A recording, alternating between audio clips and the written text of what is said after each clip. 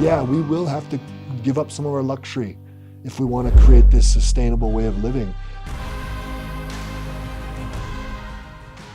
Everything I've done has been on the backdrop of the big picture, and the big picture has always been for the nation. Because that way of life says, I'm responsible. I need to get up and do it. I need to live. Living is an action, it's a verb. It's not just something we strive for.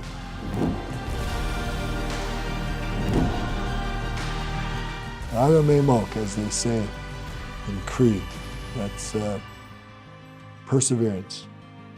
Just keep going. Aho.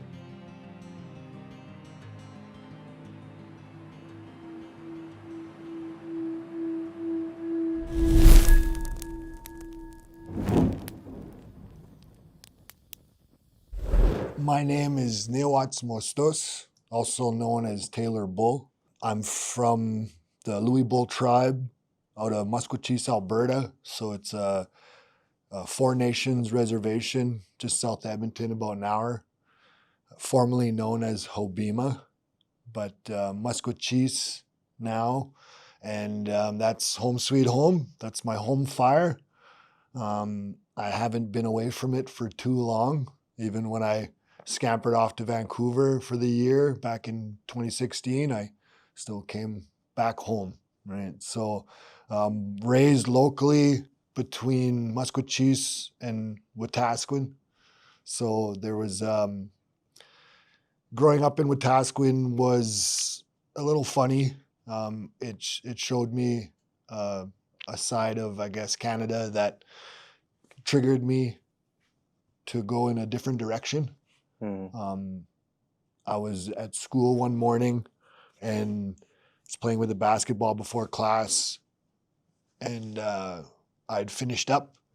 One of my friends from the bus came in, played with the same basketball, and he got in trouble and got sent to the office. So I was sitting there, and up until that point, I had not really seen firsthand any sort of prejudice growing up. There was always in the background. No one was showing it to me. But growing up looking like I do on reserve, there was, my dad marrying a white woman. So he had gone through, I don't know exactly what he had gone through with that, but I'm sure it wasn't just as simple as, right? There was a bit of growing pains, I think. He might even have been ostracized. I don't know. I wasn't around. So, but I do know that, growing up as the white boy on reserve and as the native in town, there was no real safe side of the fence. I was always dealing with something one way or another. So I got tough, I guess. My brother gave me a bit of beatings when we were younger. So I got tough in that regards as well. And then when I faced the world, I often say with my fight career now, being a former champion and being world ranked, I got good at getting beat up first. I got good at getting hurt, and because I was always getting hurt, so I was accident prone. My parents didn't allow me to have like quads and stuff because I was accident prone, and so I got good at getting hurt. And at some point in my life, I remember being like, well, this isn't that bad.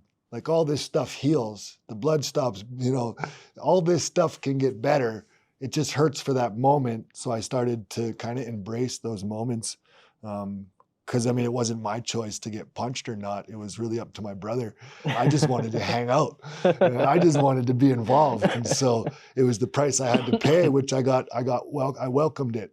And then going into life, and I think it is one of the biggest lessons I've learned throughout this entire, my career and just life is that perseverance and pushing through the struggle. Because on the other end of that is this, the light. It's, you level up, you reach.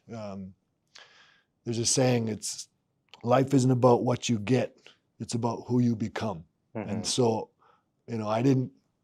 took me 10 plus years to finally get the belt, finally be the champion.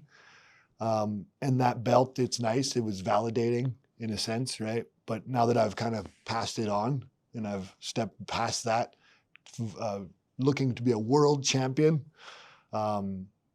people are telling me, and I often say, well, no, I'm not the champ anymore. And they'll say, well, no, you're always a champion. You'll be a champion for life. And I appreciate that. I understand what that means because I was a champion before I was a champion, right? Mm-hmm. It's the egg before the chicken before the egg thing, right? I had to live like that. I had to believe that I was that before I ever got that, right? And so it taught me how to be that up here first, right? And so once you realize that's how life works, is everything's possible. Absolutely. It's just a matter of getting through the struggle. Yeah. Right? And sometimes it's hard, sometimes it's easier, but there's always a price. And so you just got to decide what price you're willing to pay. There's a price for, dreaming big. Mm-hmm. There's a price for sitting still. Yeah. So you got to decide, and that's what I do with the kids. I guess that's something that I've discovered through that journey from being a gang member, selling drugs and being relatively good at it, mm-hmm. in a sense that I didn't go to jail. I'd overcome any of the charges that I had faced back in those days. So I'd never taken that hit, as some people get trapped in the jail life. Yeah, and that's what a lot of guys get locked in to, that jail gang, dichotomy. It's needed to be surviving, for survival inside. And then you come on the outside, you're stuck in it, right? Mm-hmm. I never had to deal with that. I guess I was involved with gangs voluntarily. When I look back at it, I realized what I was doing was just finding family. Yeah. I didn't have, my family life was great. Like my parents took care of me. They showed me a lot of things from 0 to 8, 0 to 10, right? Like everything was relatively hunky-dory. I played hockey. They took care of me. I didn't deal with a lot of drama. It was a lot of good experience, right, for those crucial years. It wasn't until I ran into that issue at school where I'd witnessed this complete disconnect from well, I just did that though. Why is he going to the office? I just did that. And then I realized that there was this prejudice involved in the world. Yeah. And it was subliminal. But then at that moment, once you open Pandora's box, you can't close it. Right. And so I realized that this is the world I live in. And so at that age, I was looking around and I'd seen at the time that Hollywood impact of gangs, right? There's the movies, all the cult classics for Indian country, Blood In, Blood Out, Menace to Society, all these gang movies, they really grew the culture. And grew our sense of masculinity as well, right? Yeah, it imposed that I guess that way of seeing the world. Yeah. And the thing is I feel that First Nations were really drawn to it, not so much because of it just intrinsically we are tribal. Mm-hmm. We come from this place that's what we know. I yearned for that growing up. That's when I look back, I realized that's what I found with the gang that I grew up with. My older brothers, I recognized that there was this lifestyle, but the guys I grew up with, we kind of just collected because there were all these gangs and we needed to survive in it. Yeah. So we became our own gang. I succeeded as much as one can succeed in that world, mm-hmm. but there is no real success, right? All the money was what I called go to the store money. You can go to the store all you want.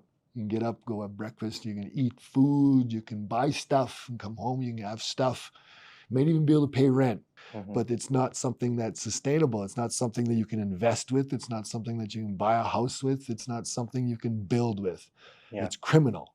But I was drawn to that money making because I was watching everybody who was already doing it, and I was the big guy, so I became the muscle. just organically. I was protecting my people. That's Yeah. what I did. And here I was working at McDonald's. I was working at McDonald's and I was bouncing at the bar on weekends. And so I'm coming back from the bar after weekend, and my boss at McDonald's is asking me what was it like? Because I was always fighting, right? It was just, for me, it was just fighting. Guys wanted to fight. They come to the bar wanting to fight. So like, all right, you want to pick on that guy? Well, try out a guy your size. And it was just a good time. I would never kick people when they were down. I would never do these wild things, but I just liked fighting. So it was a good time. I mean, we had some good fights. I won some. Won most, I guess, but lost a couple. So, such is life. But it was never really this big thing to me. But looking back, I count my blessings because I'm very much aware now as to what one punch can do. And a life can be ended in that blink of an eye. So I look back at my life and I go, wow, I got lucky. But one thing I would note is the human body is an amazing thing.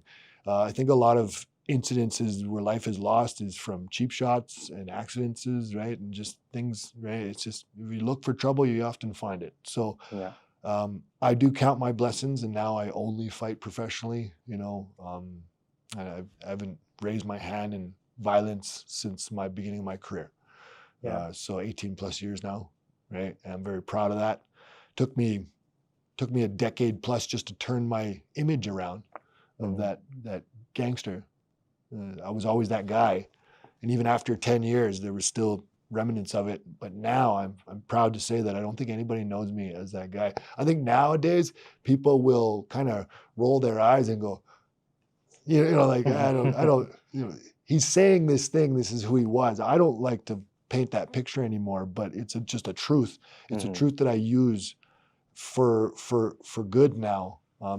Like I got invited from Treaty 8 to go speak on my gang experience at an anti-gang workshop, right? Yeah. So talking to youth about my experience, and if there's any way that they can learn from it without having to go through it, that's a win, right? Absolutely. So that's how I see it now, is it gives purpose to my experience that I can help people kind of stay on a better path.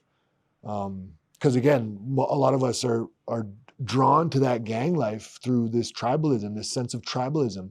We don't, even families now, they're very broken, not in a sense of being like divorced or anything, but even just in a sense of being where we're all tied to our phones. We have these isolated little lives that there's just less connection now. The emotional more connection is potential, lacking. but less real connection. Yeah. Right? All this technology has done so much wonders, but it's also at the same time been almost counterproductive. Yeah, it's the illusion of connection. Yeah. Right. That's what draws us in, and it's really just convenience. That's what keeps us hooked onto it, right? But it's fueling the disconnection from family and community. And when we're talking about gang violence, like that's what a lot of people are seeking after. That's what draws a lot of people in, is just that immediate connection to something, feeling like they belong somewhere. Well, that's right? Exactly it. When I was, I'd taken the reins of the, becoming the guy in my environment that I was, I guess, thriving in. Yeah. I had status, and there were moments where I was thinking about stepping back, but I thought, well, but I built this thing. I built this thing, this is mine. And it's like, at the time, it was as big as my world was. So it was everything. Yeah. But my parents had poked holes in that paradigm through my experiences as a youth. As a youngster, I saw the world. So I knew it was a lot bigger than the borders of our reserve. Yeah. So I still always had this in the back of my head. That's my biggest saving grace, was I had that way of thinking to fall back on. I could see the forest through the trees when, I was lucky to have gotten away with, I guess, beating the charges that were laid on me throughout that lifestyle, because those follow you. So I was lucky in that aspect that I was able to cut my ties and walk away. But as I said, there's always a price, and even to this day, I pay it. I'm losing friends who are still involved in that lifestyle. One that I painted as success. For a long time, I painted it like it was, ooh, look at him, he's doing it. But I wasn't doing much. And I often say, like, my life was hell. Yeah. I had all that money, status in that environment. That was your own prison. Right. So. But it was nothing. It was Yeah. nothing when I really sat down. My relationship was terrible between me and my girlfriend, me and my friends. All my relationships were negative, just toxic. And it wasn't on the people. It was the environment. It was, what it came down to was I realized, I looked in the mirror and I was like, I can't keep doing bad things expecting good things for me. Yeah. You can't do bad things and expect a good life. And that was kind of in the mix. I started to culturally find myself through that journey. I was always on a spiritual journey. When I had gotten into, I guess, the criminal world, while I was there, I was studying, I was researching, I was expanding, looking into, the internet's a beautiful thing. It can be a beautiful thing. You have to have a pretty good BS meter, right? but it can be a very useful and mind expanding journey.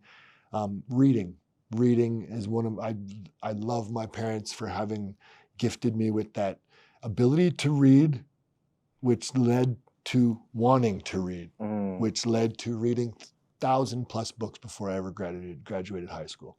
And that, I think, and to this day, just every month, reading, just a new book once a month if I can.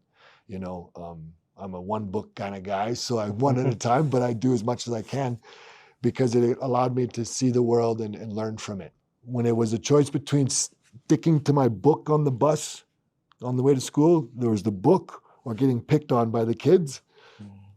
Chose the book every time. Yeah. So, yeah. But that back to, I guess, that journey where I was looking for these spiritual ways of being. And before I'd come back to the traditional way, like Plains Cree, traditional Nehiyaw, for me, I was searching in Eastern philosophy, Buddhism, Taoism, Hinduism. Yeah. I was exploring those and more, and just like realizing all these parallels. So as I'm living my life and I'm this gangster, I'm reading these books, watching these videos, and it's planting these seeds in my mind, right? And then at some point in that life of being, and I was the top dog, I had the bikers, basically I created this niche where if I wanted to, I could, really lean into it.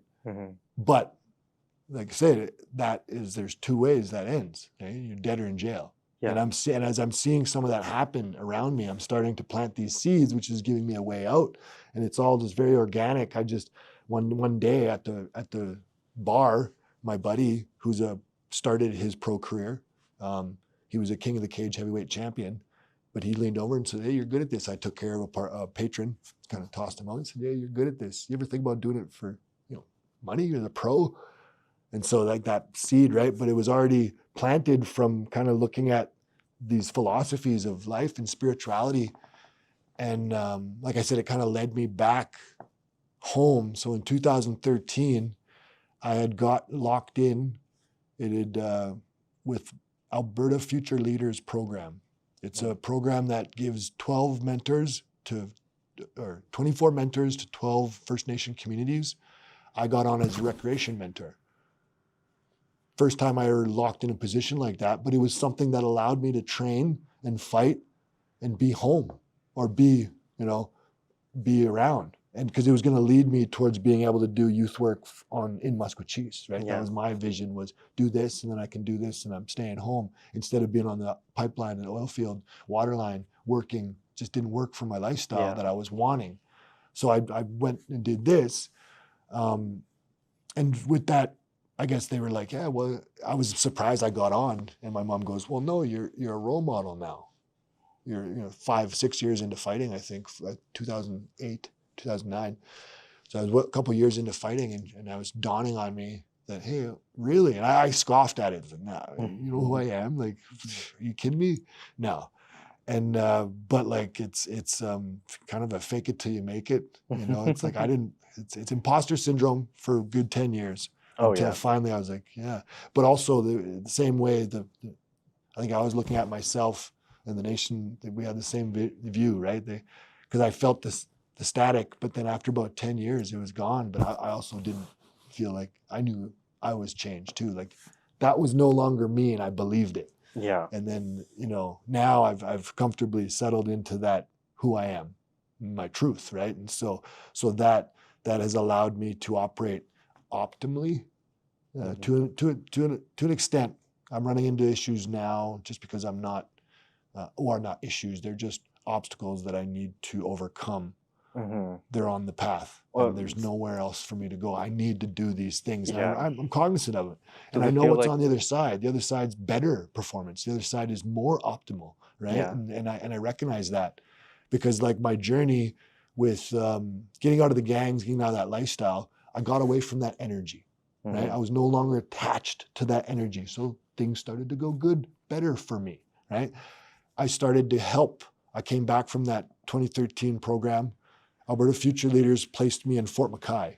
So I was up north doing some work up there, and I found I'm good with working with kids. These kids, with the fighting and it kind of sets this tone, like, whoa, it gives them a little, I don't know, like it just kind of, like it changes the tone of the conversation that we have. They go, oh, really? And especially now, pulling out the belt at the Treaty 8, when I talked to the kids there, once the belt came out, they're like, oh, whoa, right?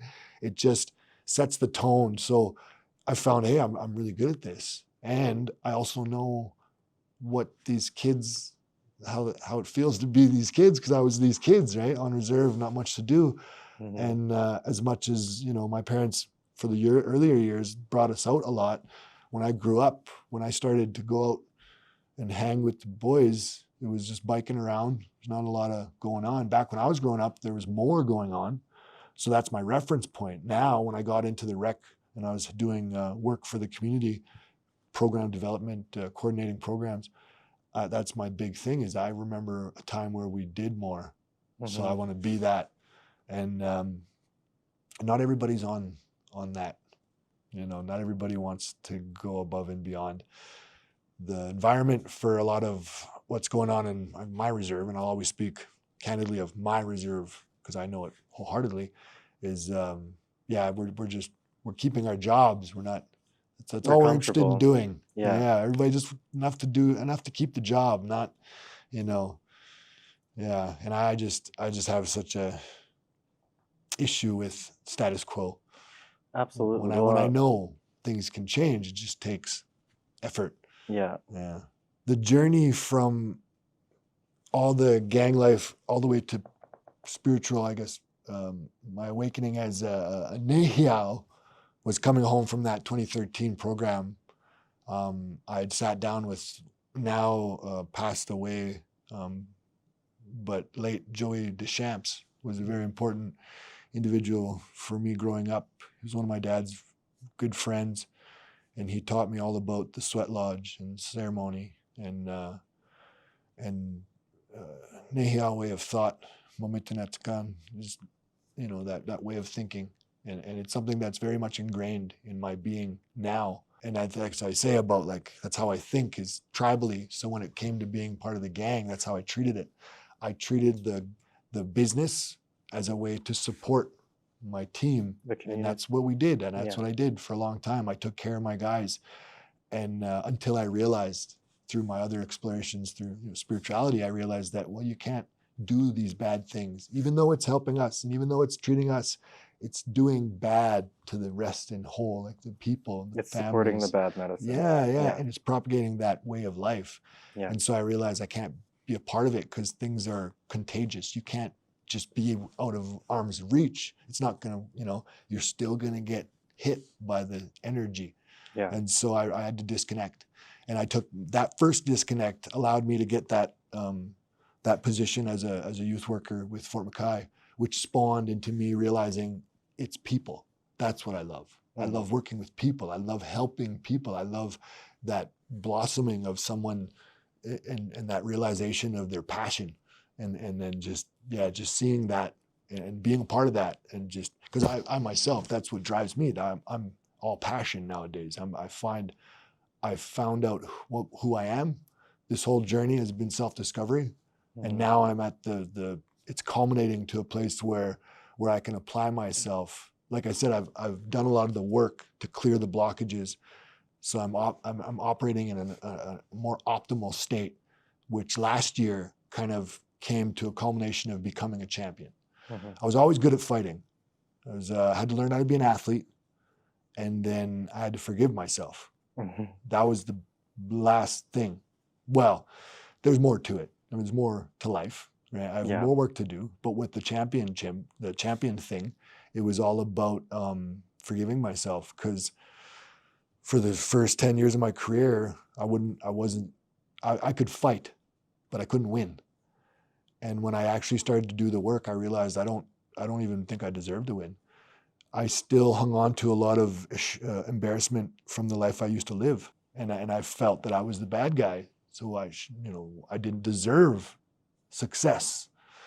But last year I had sat down with, one of my therapists. She's a prominent doctor from Musqueam, and she brought me through a session that really was a breakthrough session. There was a couple sessions, and there was a lot of work that built up to it when you consider the 20 plus horse healing sessions, the therapy, the ceremonies, the sweat lodge, the sun dance, all these things. But it culminated at that point where I had this breakthrough session with this doctor, and she had done this session where kind of hypnotically got into my, we regressed to a 5-year-old me where I lost my gookum. And at that point, and what I can gather is that my gookum was brown, and in my family, she was really the only brown person I was, like my Muslim was pale. My dad his nickname was Muniao, because he looked like a white guy. He had pale skin. So my mom was white. So I had this disconnect. When I lost my gookum, I had this disconnect with the rest of the nation, because I didn't look like I belonged, first of all. And as much as my nation always treated me with open arms and embraced me, I had this, but back in my mind, had this thing that I couldn't make sense of. But until I was able to let go of it, and I realized that I do belong. And that whole session was breakthrough, in that I don't need to prove anything. And my overambitious was always stems from this thing that I felt I didn't belong. So I needed to prove it. Once I let go of that, I didn't have anything to prove. In that fight in June, when I started my run to becoming champion, I just felt free. I felt like I was back. Like I'm back. Like it just felt like I was going to enjoy this experience again, because I don't need to win. I don't need to do one thing or another. I just need to show up and be there and just be me. Experience. Yeah. And that allowed me to have fun. And then lo and behold, me having fun in the ring is dangerous for my opponent, but great for me, And so it was a huge, validating experience, because like up until that point, for the last 10 years prior, I kept at it as consistent as I could be, but there was no, nothing to show that, hey, I know what I'm doing. So it was very nice to finally reach that point of like, see, I knew what I was doing. Yeah. I knew I just trust myself, because I do. And I do now, wholeheartedly. Even after, coming off this loss, I just had a fight in Michigan, my first fight out of the country, first international bout. And I'll take that for what it is. It was a learning experience. I had not fought out of the country. And it's funny, because I was getting sad at myself for not being mad about losing. But I've been here so much. Most of my career is losing, but all of it is learning. So there is no loss if you learn, because I know I can come back better, right? There is a limit to what you can do with the physical aspect of fighting, right? There is a window of opportunity. You don't want to push it farther than the body can handle. I respect that. I take every fight very seriously, so I make sure my health is well. I'm all about longevity. So when the day comes that it's time to retire, I feel that I'll know when that day comes. That being said, I still got a bit of fight left in me. So after this loss, I come out of it very upbeat. And to be honest, it's something I've developed over taking all the losses, is recognizing what I can do to improve. So don't get caught up on this. This is just a thing that happened. It sucks because I had all this hype. I was undefeated this past year, 5-0, and then I went in and got beat up. It's fine. I was so cognizant of the things that went wrong. I'm excited to do it again because I know I can dial all that in and you're going to see me back to performing like a champion. I do feel that there's more work for me to do on myself in the interim, though. I have till December 31st, my suspension gets lifted at the end of the year, and then I can compete in the new year. But I do have other things happening. And when I look back at this past year, how well I did considering the circumstances, I'm very proud of that. But the circumstances aren't ideal, and I need to do something about that. It's going to affect everything else. So I have some work to do on my own life, I think, before I look at rushing into another bout. So nothing's been offered, nothing's on the table. So I'll just trust in Creator's plan that whatever will happen will be what needs to happen, and I'll just carry on because I'm always going to be ready, fight ready. That's something I think the fight game has taught me and given me. I think that's something that was the main aspect of why it led me out of that lifestyle into this. Oh, absolutely. It was the sign the contract, because I'm a man of my word, and I'm committed. When I say things, I do them. And so when I'd get these contracts in the early days, before I was really out of the lifestyle, I was still involved, right? And then I'd get a contract. Hey, you got to fight in 2 months. Okay, sign that, and I'm committed. I'm in the gym. I'm not in the bar. I'm in the gym. I'm eating well. I'm training. I'm working hard towards this goal, and all the other stuff just kind of went away. So for 2 months at a time, 3 months at a time before I'd get a fight, I was living real clean life. And then I would win, lose, go and booze.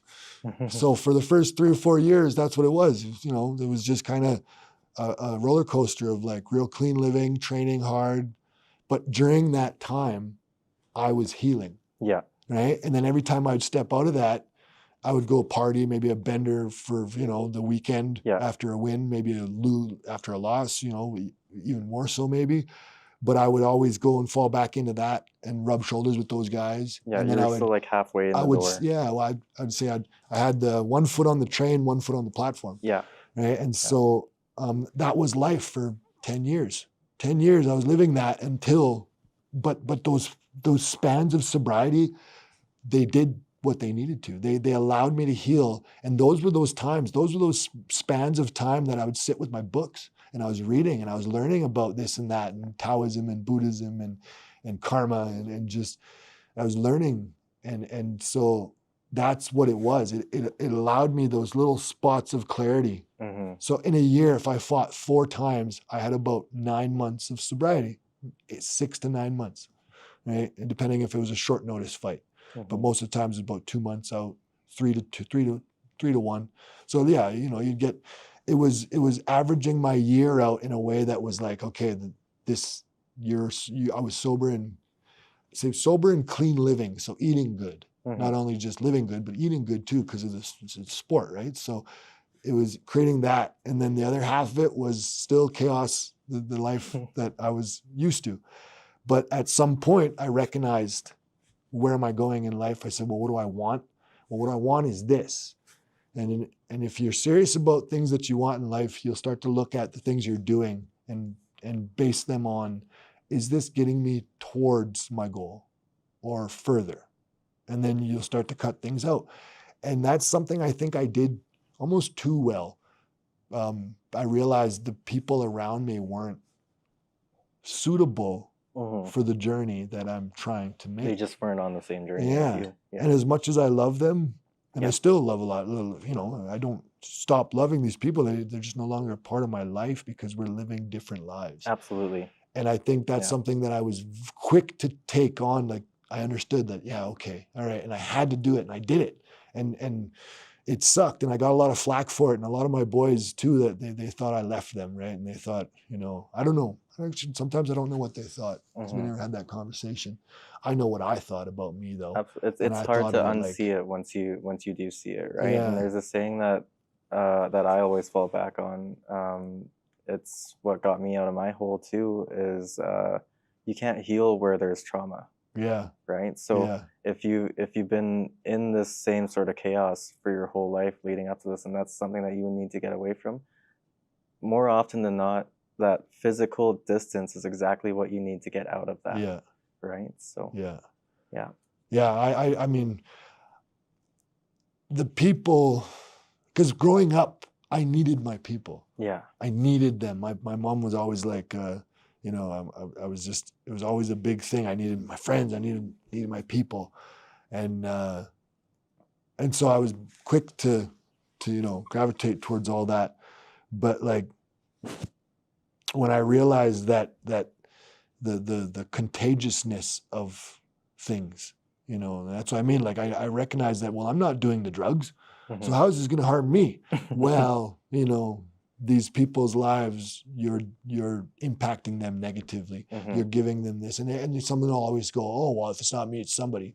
Well, I mean, that's your choice. And and go back to the price that you pay, is you pay that price, whether or not, you're attached to that energy, and that energy is going to seep over, and it's going to cause things in your life that you didn't manifest on your own. Yeah. Right. And then once you can disconnect from that, though, you get control of your life. Yeah. You can be more so in the driver's seat. I mean, the creator's always at work, but I mean, nowadays it's all just about alignment. It's knowing who I am, and then staying in that pocket, so that the opportunities that are meant for me come, and I can react to them, and I can move myself down this path. Right. But most people see it. They don't see the energy. They don't see the interactions. Everything is, solid. Yeah, everything's instant. The moment it leaves your hands, you don't have to think about it anymore, which is unbelievably unhealthy to your overall decisions. Like, we all have the capability of either creating good medicine or bad medicine, right? And that radiates out to the people that we love. But even further than that, you have no idea how many people can be touched by the stuff that you end up putting into the world, right? So at the end of the day, when you're thinking about that, like, what do you want to be thrown out there? Do you want your hands to be on good medicine, or do you want your hands to be on bad medicine? Right. Yeah. And I mean, it's all connected too. So it's like, just because, like, you're saying, oh, that's not me, that's them. Yeah. There's that connection, and that's something that comes back to the native culture, traditional way of thinking, that Wakotoin, that everything's connected, right? Family, relatives, even the rocks and animals and plants, right? Everything's connected. And it's funny, because that's something in my journey. I'd come back, I'd gotten real scientific. I had explored quantum physics, and that had drawn me into the science of it. I love it. And so I got into it, and I was learning about the way things work and the quantum level, and the connectedness of it all leads me back to believe that, well, this is, we're all connected. When you look at freaky action as a distance, two atoms can be divided by miles, thousands of miles, but they're still connected, and they react at the same time, right? And that triggered this thing in my mind. I was watching a show, and I'd realized, and it dawned on me, this reality that I was missing. And this show kind of triggered this breakthrough realization that, oh, this is how the world works. So I had to sit there for like 2 days, and I was kind of just, because I had to plug it into everything in my life. Oh yeah, from life experiences to even the different religions and stuff that you were looking into, it all ties together, which is the biggest cosmic joke. I just had to. It literally took 2 days. I sat and stared at the wall, because I was just, and at the time, the lifestyle I was living, I could do that. So I sat there, and I just was like, but it dawned on me that nothing is separate. Everything I'm doing, And so with that connection to this quantum physics and this really, it's even bigger in spirituality. Like it's science's way of understanding spirituality. Yeah. And so once I connected that dot, I couldn't close Pandora's box. So everything that I did from then on was reflective of myself and how I fit into the environment, how I impact it. So that's what led me to all of a sudden now I'm a role model and as a teacher, Scopios to the community, helping. It's been my experience that because I could make tons of money on the patch in the oil patch, but my life was always a mess. But then I come home and I make pennies on the dollar doing youth work, you know, and my life is good. Full. I'm making progress. There's things happening. Even financially, I made better progress making less, just because my movements were better. Whereas making more, I'm more frivolous and it's just, but there's less there. There's less substance. It's just like having that go to the store money. Well, you better have that go to the store money, because if you don't, you're going to go crazy. You won't survive that lifestyle if you're not consuming. Yeah, and that's the problem connection. We have in the world today. Is this consumption is out of hand because we don't have a connection to what it takes to have it. Yeah. I just got into a place. I moved to Gull Lake. I was living in a shack since January. On reserve. I was on my dad's farm, but me and my brother, who has the house, we had a falling out, and so I just been living in. It was a concession trailer. Bit of insulation, not really winterized, but I lived in it from January all the way up until a couple weeks ago. I moved to Gull Lake. Summer was fine. Summer living on the land. Yeah. The January to March was a bit tough, so which is why I moved into this place now. But it's a place I'm living in the basement. It's not. I wasn't willing to rent from these corporations that are gouging our system. Oh, So I found a nice little quiet basement space to rent from a friend of mine. It's suitable for the winter. It's going to keep me warm at least. But I'm glad I didn't buy a house last year, because the markets are crazy. And like, I can't make heads or tails of what's going to happen. I can't predict anything because things are so crazy, right? I'm just trying to find a space to exist. And like, well, how do we exist? I'm looking at the world and I'm saying, well, you're doing it all wrong. Well, that's the thing. Things are getting more and more expensive to even just exist. Yeah. Right? And I look at society and I say, well, you're doing it all wrong. Why would I want to join you? So why do I want to lock into a lease that's going to make me right? So I'm very thankful for this circumstance I have to be able to be warm for the winter and not tied in for X amount of years, because I'm really trying to live by example. I'm trying to minimize my footprint on just everything. And I've gotten accustomed to being in a trailer, in a one little room, and I'm comfortable there. You know, the one thing I find I miss having to get up early to start the generator and cut the wood. It teaches you routine. It teaches you discipline. It's such an intrinsic, like, satisfying feeling. Yeah. And like, you know, it was. And now I can roll over and cook. And I did that, and I go, but what am I missing here, right? And I'm like, yeah, I curled up and I tucked in for another half hour, and I thought to myself, I think I would rather be getting up right now. And when I didn't, like, when it wasn't like, it was just doing it. It was just doing the thing, living, right? It wasn't just focusing on one main need to. And honestly, I think that's what today's missing. You know, today's day, next generation Alpha, they're missing that just being alive. It's even just in the structures that we find ourselves in, right? The how this whole government system runs. Like we were talking about this earlier about even our our board, the main people that are supposed to be making these decisions out on reservations, they're not making the decisions that the people actually need, because they're more comfortable in just being comfortable in where they are. Yeah. Right. Yeah. But to find that comfortability in the uncomfortable, that's a huge lesson that so many people are missing out on. I yearn for that uncomfortability. Well, and that's I know the thing that where teaches you the it goes. most. I know where it leads to. It's the best thing ever for you. And it goes somewhere. Yeah. That comfort it just stays put. It doesn't go anywhere. And that's the silver lining. It's what is it? They say that comfort zones where dreams go to die. Yeah. So I'm always, and you know what? It's reflected in how I carry myself in my careers as well. I've walked away from countless comfy long-term positions because I just refuse. I've been kind of even persuaded with swag and all sorts of so talking about water and sewer, I was a lead pipe layer for years. That was my backbone before I started fighting. That was my moneymaker. And I could do it. I could run a whole crew. I could probably start my own company, but I didn't want to do it for someone else. And every time I got locked in and they tried to give me swag and stuff, and they're like, yeah, we're going to keep you around and, try to make me a long-term, I'd always realize, oh, I'm doing it again. And I would quit. Something's always felt empty in those moments. Right. Like that's something I picked up on chasing, too. but there was no, it never felt right. And so I was quick early in life to walk away when I felt that, because I recognized that, well, I'm either going to build their dream or mine. So I'd rather go and figure out my dream than sit here. I mean, if I had children and a wife to care for, my priorities would be different. And I've always made sure to live my life in a way that reflects that, because I know people who can't and they wish they could.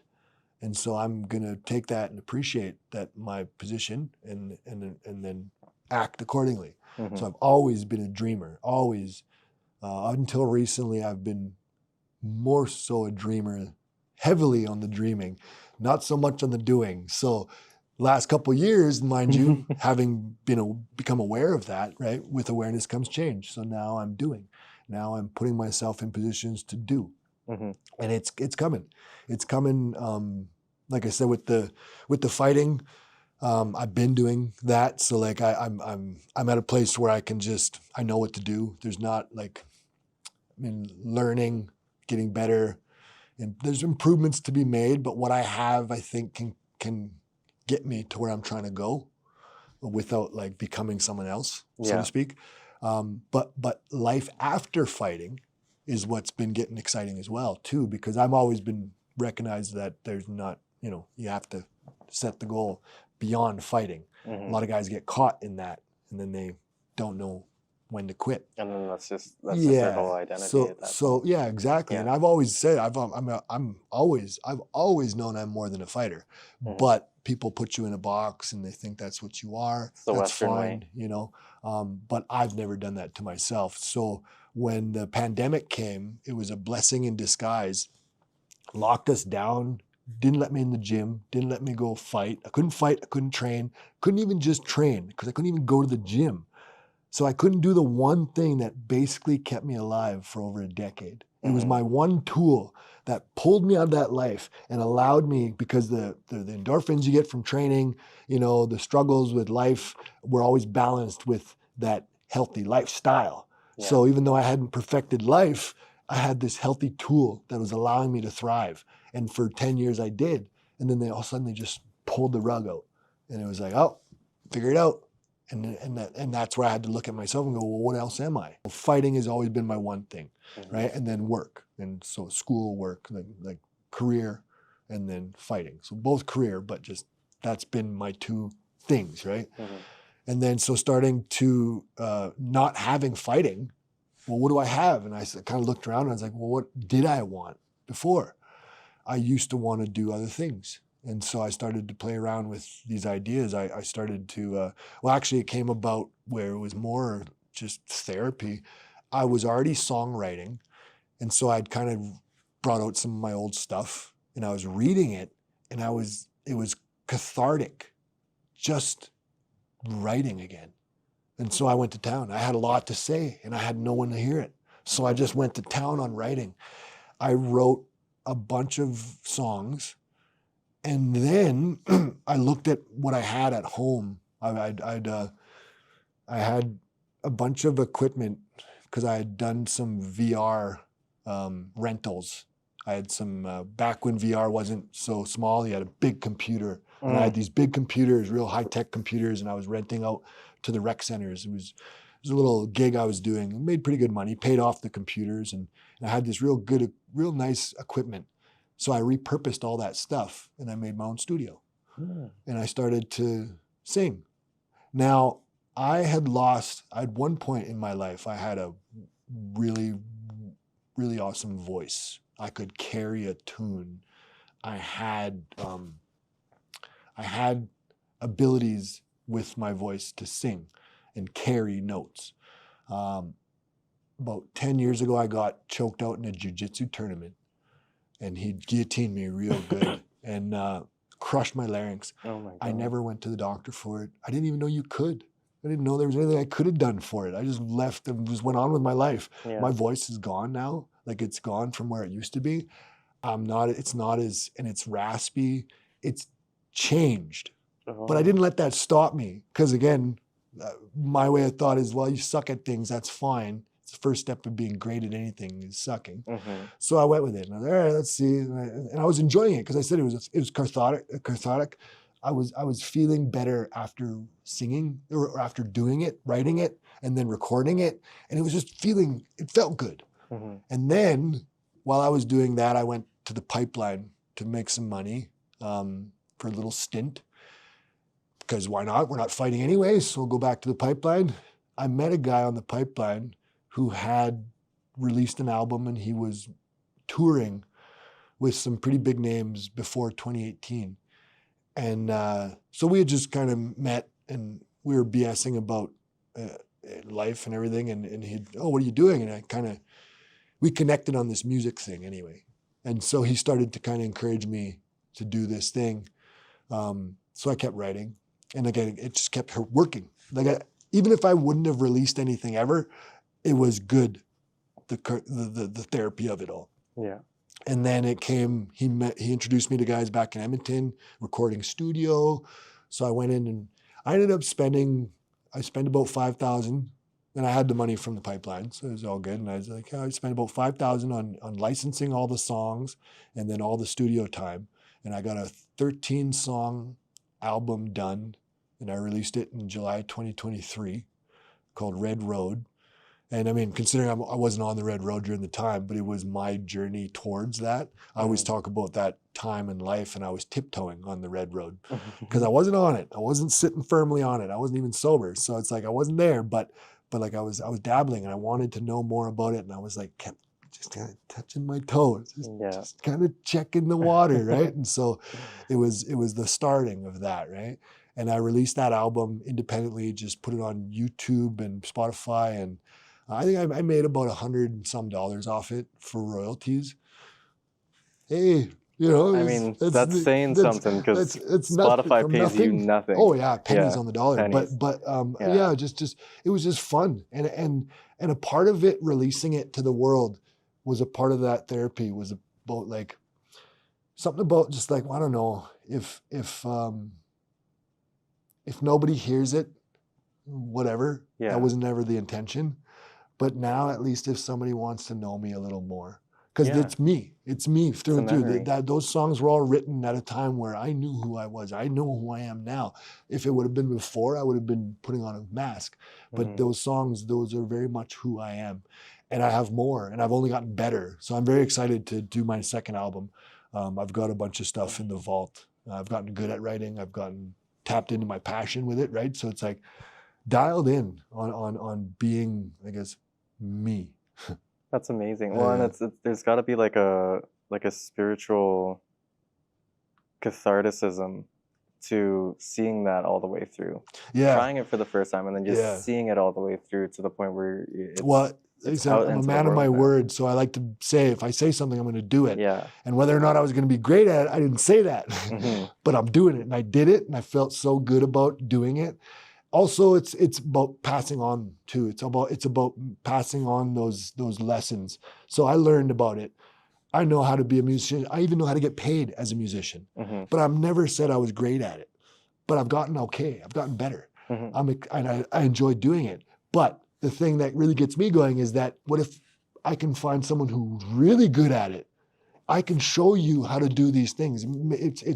I will give you everything I got for, like, you know, if I see the passion, that's how it was with boxing too. It's like, if someone shows me they like this, they love this, I will give you everything I got. I'll even go out of my way to because it means that much to me.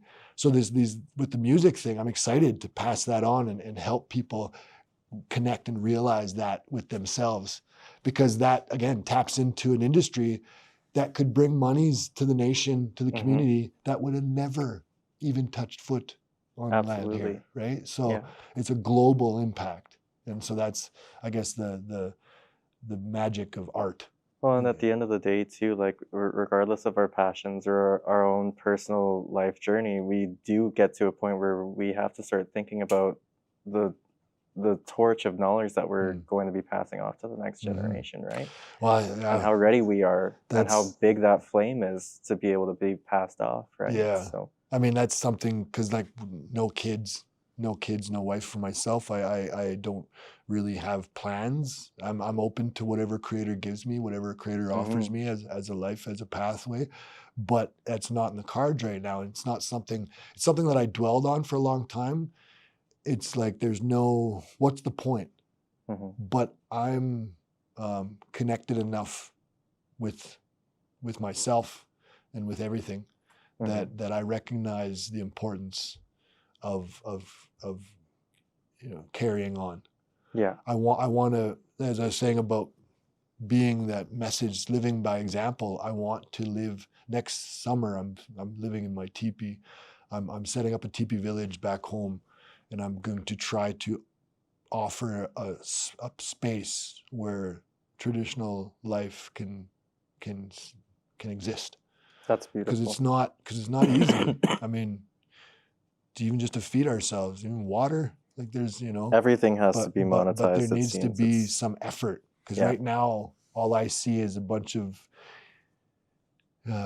my band in particular. I guess that's all I can really speak on. But my tribe, they all just want to live like Muniao, live like,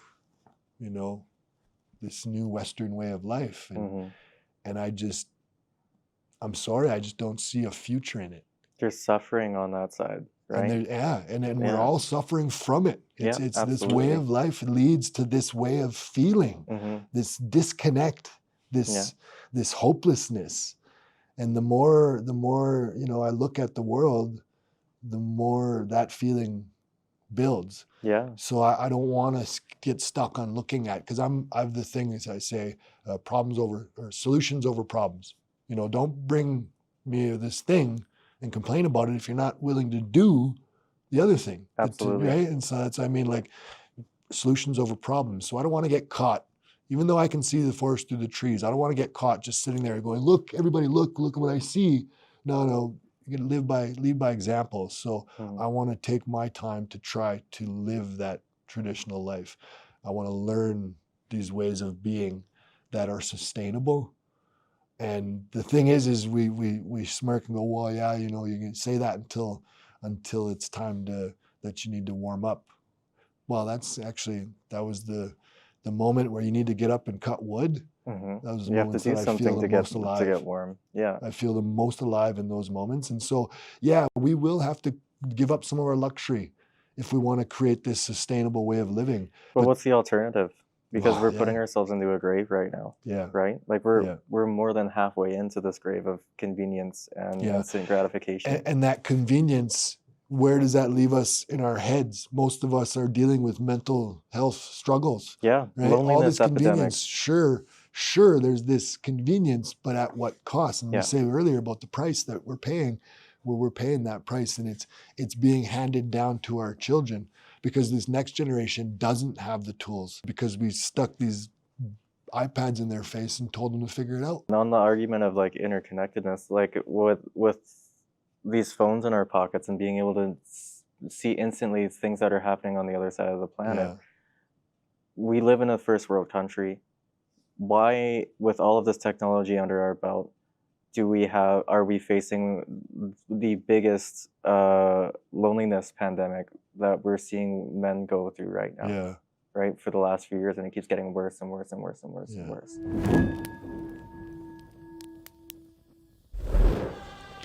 Libraries have always been more than just shelves for books.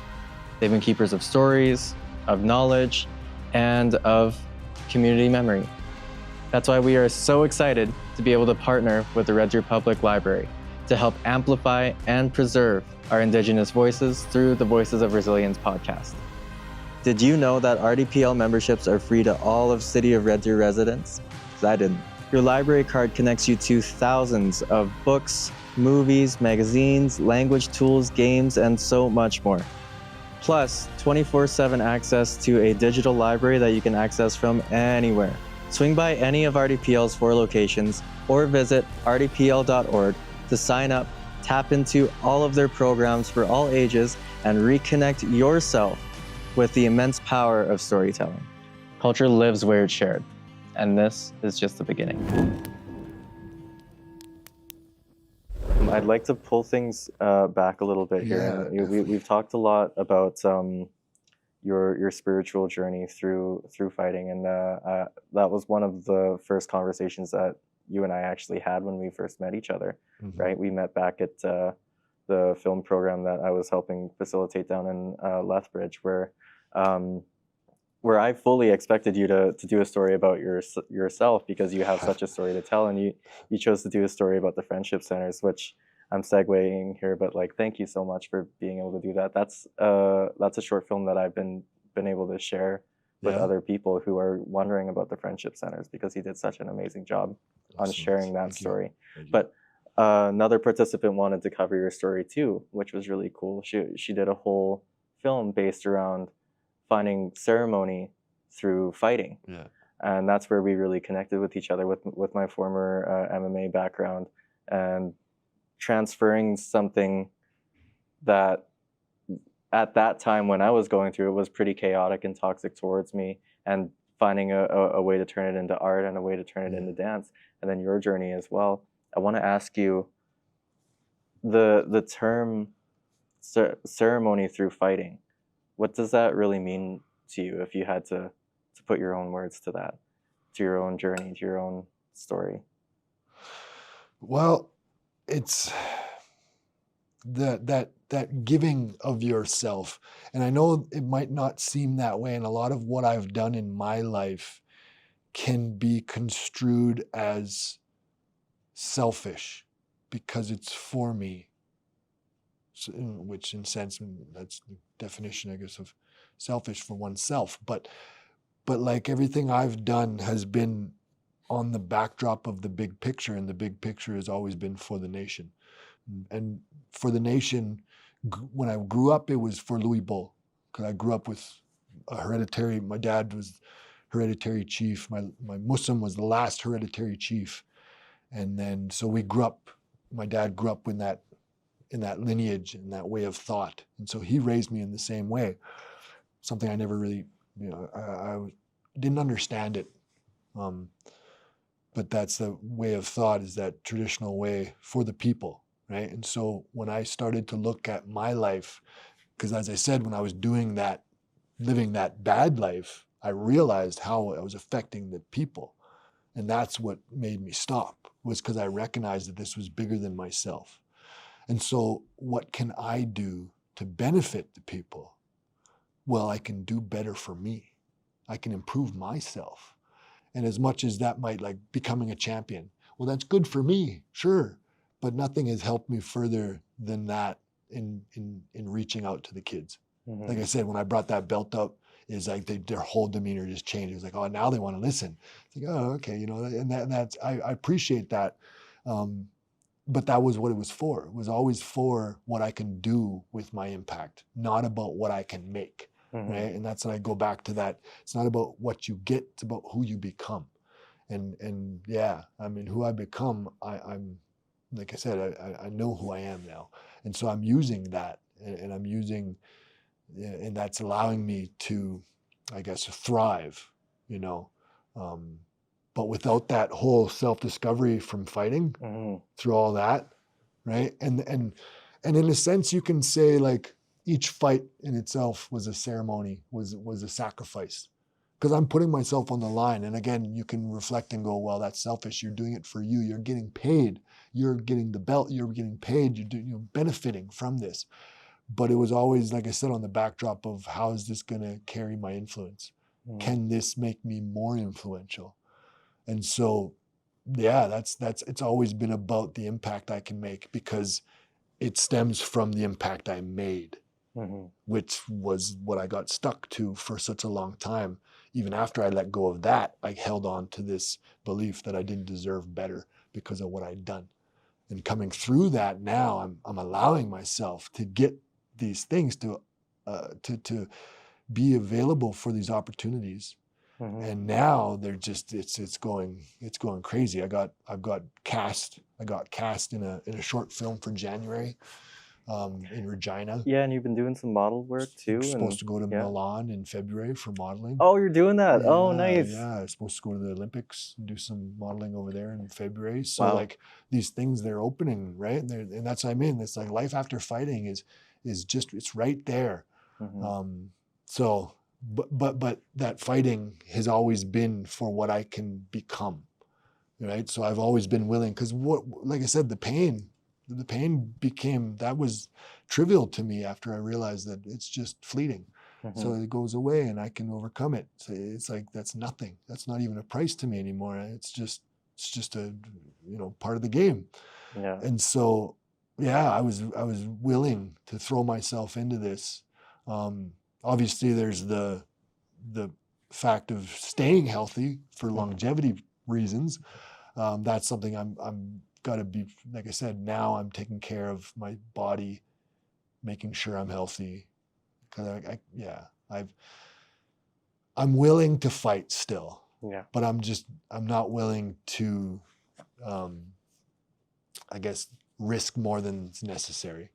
And if anything, the fighting lifestyle has given you so many tools that have gotten you out of your old life. Oh yeah. And have found you in an avenue of true self-discovery, which is unfortunately not something that a whole lot of people have the privilege to even get to in their own lifetimes, right? And now you can use all of these tools that you've gained from fighting to give as good medicine to people that are struggling with the same sort of things. Yeah, you're able to help people, and that's really that's the main thing. Is life after fighting, I'm gonna have, like I said earlier, two things, right? So life now is fighting and school.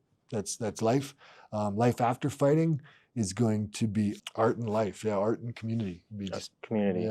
Be just art and community, because like my art and the modeling and the acting, those are all kind of ready to, I wouldn't say blow up, but like they're just, opportunities are there. It's because fighting's priority.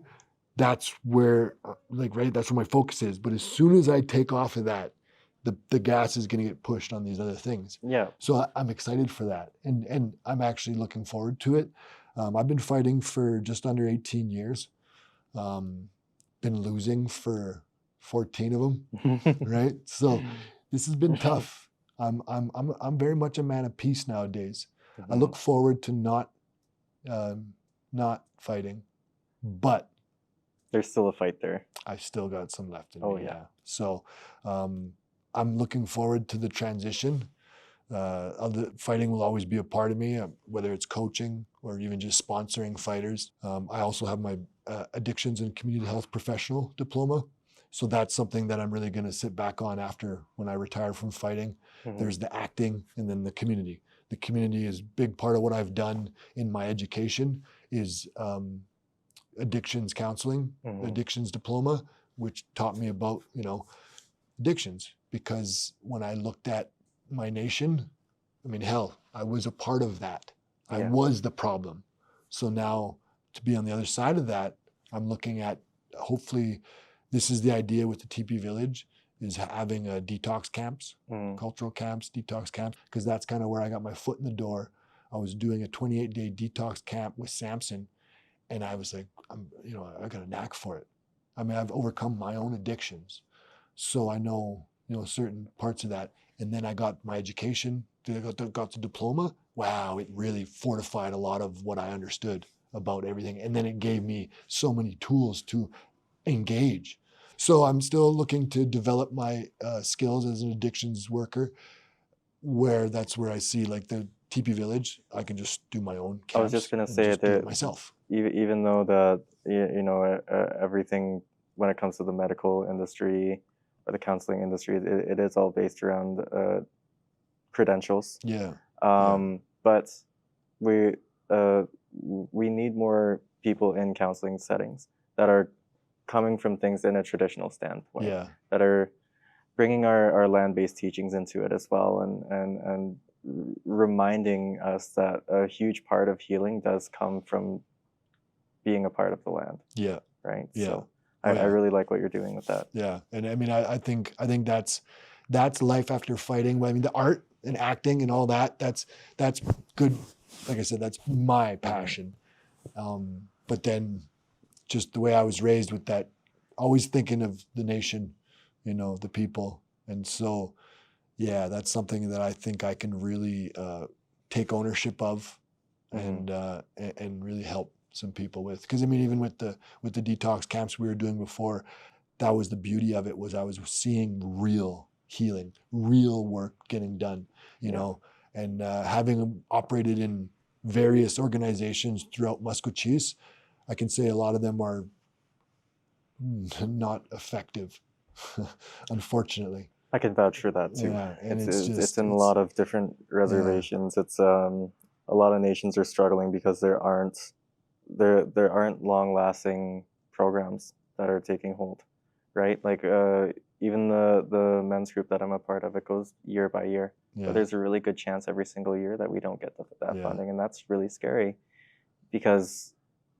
you need long-lasting effects to make any sort of difference, right? When you're doing things project-based, 6 months to a year, and then we're fighting each nation just to have that funding in the first place. And then there's the internal fighting too. Each organization's fighting for those grants or fighting for that funding, and it's like it's overly competitive and westernized. I'm dealing with that today with the 4 nations. There's the 5 communities within Musqueam, well, Pigeon Lakes over here, but in the 5 communities, it's always there's so much duplication of programs, so there's like less impact per dollar spent. Yeah. And then there's the duplication, so it's like, then we're paying it twice.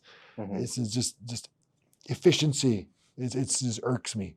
Yeah. It's one of the reasons why I want to get into politics, but politics is the reason why I don't. Yeah. It's like, I know I can be effective, but that is one of the age-old tropes of people getting into politics, is that I can do better. I can be this. I can fix the system from the inside. Yeah, and I've seen that happen too many times to where as soon as I say it, I'm like, you're saying it again. You know, I don't think I want. That's why I got into business. It's because business is how things get done. Business gets things done. Politicians cater to business, unfortunately. Yeah. And so leadership, it's a bit different on reserve, but it's still structured in the same way that coincides with the government system. Yeah. Well, it's a system. The system will always protect the system. Exactly. The system doesn't. That's all it does, is protect the system. Yeah. It safeguards itself. Yeah. That's why we still have that hierarchy of board members, and then it all funnels up, right? Yeah. So to find a way to get away from it is key. It's just it can feel impossible. Well, that's the thing, though, and see, this is where it's at the stem of it. It's the life. It's how we live the life. Exactly. Lifestyle. If we want to live this Western way, then this is how it functions. So the only way to remove ourselves from that is to remove ourselves from this lifestyle. And what does that mean? And that's something I've been wrestling with, because I want to live in a teepee. And so I've been working towards that. Like, I lived in my trailer. And so that was the whole spawning of this teepee village, was like, well, I got this little clearing behind my dad's farm. I got enough land to maybe put a couple cattle, get some chickens. I can create the self-sustaining environment for myself. But how does that help the nation? So that's where I was like, okay, well, maybe I'll do a teepee village where I can create that environment, and then which allows visitors to come in and take a glance at how it's done, what it takes to do this. And then that might spawn into people bringing those concepts home. Now you have a coop at your own house. Now you have chickens. Now you have, now you're going and staying out in the teepee all summer because, because it's cool and it just because you understand that you can, and you're not going to die the moment you disconnect yourself from your cozy and it's just house. like one big thing that I have an issue with is our treatment of the buffalo. At a time when they needed us the most, we were too busy surviving. So they did not. Now, yes, they did, but they were eradicated. So we're scrummaging around trying to bring them back. But with words only, because we're not really giving anything back. If we were wanting to bring them back, we would need to give them some space to live. Well, and all the we've done bison was that put are up here fences. now. Yeah, exactly. All we've done was put up fences and say, "Oh, look, I'm bringing the bison back." But that's not how it was. And they're domesticated. How dare we act like they're our brothers? And what have we done for them? So this whole time, I will give us a pass on that we couldn't do it at the time because we were just trying to survive. Yeah. We've survived. Now we're here. Now what are we going to do about it?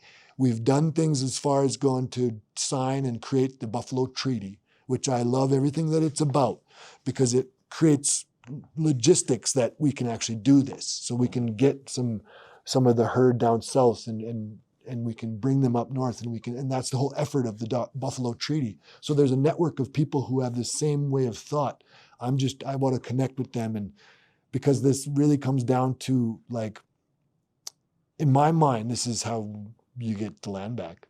You can't argue it. The buffalo need a place to live, and we should really at least give them that, if nothing else, not as a commodity, but as brothers. And so that's kind of the idea was born, is that I'm gonna have this teepee village and I'm gonna create a buffalo enclosure, and then I'm gonna start to try to feed the expansion through the business, because one enclosure is not enough. We need whole quarter sections. We need more space, and then we need to let them just live, which is genetically good for the farmers. So for the genetic the existence of buffalo, of the woodland bison and whatnot, like we brought them, there's mixtures, right? But we're trying to create this thing that's healthy. So we don't want to create a commodity, because that's bastardized every single species that we've done it to. So we want strong brothers. We want to treat them like brothers, and I want to give them the space, and I want to start that movement that's kind of already going with the Buffalo Treaty, that revitalization movement. But I want to shift that paradigm to one that sees them as relatives, not commodities. And I think that's a general teaching that needs to be branched out to every avenue that this government structure really holds. Is seeing things as relatives and not as resources to gain, because that's what got us here. That's why every system that this structure is held up of is wildly unsustainable. Right down to the soil where we have our agriculture, it can't last. It's not going to. We know how long. We already know. We know how many summers we have left. We know that number, but yet here we are doing nothing about it. Wildfires are getting crazier. The whole world climate is completely shifting. Well, the soil one is very well known. They know how many crops they can do before they need to. And that's the thing, is it's not like it's unheard of. Regenerative farming is a thing. We did have that. It's not a new concept. It just doesn't fit into the paradigm of greed and corruption and mass production. And so it's like it just doesn't fit. And that's what I mean about, we all want to say these things, but we don't actually want to get up and have to go cut the wood. I mean, that's the problem, because I do. So I mean, it's not my problem, and that's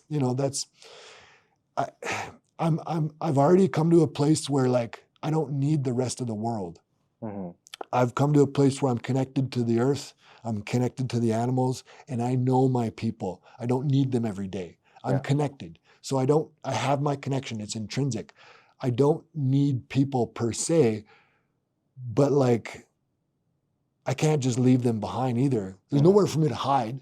I mean, sure, Canada's big, there's enough space, but I can't just leave and be good by myself. Yeah, no. Especially knowing how I am with my love for the people and my, like, you know, like I can't just do that. We're still I social have creatures. I Yeah. have to at least try.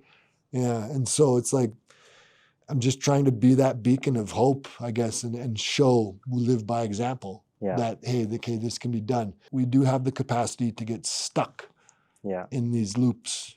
And so I'm trying to be that, I'm trying to, I guess, show a different way of living. The miope matisuin, that way of life, we need to bring that back, because that way of life says, I'm responsible. I need to get up and do it. I need to live. Living is an action. It's a verb. It's not just something we strive for. Right? Yeah. And so I want to get back to that, because I think with that way of life, a lot of the mental issues subside. A lot of the issues we're dealing with, these existential issues, I think they kind of fizzle out. Yeah. Because life is enough, and especially with healthy relationships. Absolutely. You know, it's more than enough. I dream of the day that I you know, I can have a house, family, because I recognize that I know how to create healthy relationships now. I'm just not. You're still on that journey. Yeah, well, in that sense, I think there's still work for me to do, because I'm still in a space for my personal relationships, for my family, for my life, for my love life, I guess, I'm still in a space where I don't think I deserve it. There's work to do there. And I know there's work to do there. I just haven't been doing it, because this past year, I've been so busy with the benefits of the work I've done previously, right? And it's like, ooh, but I know, deep down, I know. And something that come up this last fight, my opponent had his wife and his kids at the show, and that was his whole thing. And I was like, wow, I want that, but I don't have that. It's not going to just come up on its own, right? It's got to be, right? You got to, and that's one of the things, is I recognize that you get that when you make life or make room for it. Absolutely. Right? And I just haven't been doing that. Yeah. So that's something that's what I mean about this about life. I have work to do to get myself to a position where you know, I just can improve, and I know what I need to do. I just need to do it. So, yeah, December. The season is a season of introspection, right? Yeah. Of being still and working on the inner stuff. Yeah. I think you're in that perfect position to be finding out some major things to move forward with as soon as the spring and the summer kicks in. You know, so. We're almost on time here. I just wanted to leave the space open to you. First off, thank you so much for sharing so much about your life story. You did amazing. Once I get going, man, you were saying about, I'll let you have the floor kind of thing. I said, man, I start talking. No, I appreciate it, because my throat is dying right now. I'm very under the weather right now. I've been sick for about a month, but for anyone who has resonated with like any part of what you've shared here today, anyone who's trying to gain any tools of reconnecting themselves back to who they truly believe that they need to be. We all can feel that little flame inside of ourselves, whether it's really big or really small, right? Is there any last forms or last words of wisdom that you'd like to share? I think one of the biggest things that I find with kids, but even adults too, to this day, like, you got to know who you are, right? That self-discovery. If it didn't happen early, then it has to happen late. And it just has to happen. It's something that we have to take ownership of. The kids nowadays are quick to be drawn to different archetypes and, you know, these different ways of being. But we need to teach them to know their way of being, right? Once you find out who you are, all this other stuff falls into place. Like if you know who you are, then you know what you should be doing. And that was the thing, is I wasn't doing things because I was stuck on who I was supposed to be, who I thought I was supposed to be. And mind you, that I'm very much a fighter. That there's no denying that. But I was so much more than just a fighter, than a warrior, right? And that really goes back to, you know, how our society used to look at warriors. You know, yes, they did these things in war, but they were also parts of the community. you needed to be able to shed that part of you to come back and be the loving and caring fathers and brothers and leaders in the community. And so I'd say find out who you are, take the time, do the work, because it is very much that. It's not always enjoyable either. Sometimes it sucks. Most of the time. Encourage you, but I encourage you to do the work, persevere. Akamemok, right? Akamemok, as they say in Cree. That's perseverance. Just keep going. Yeah. Aho.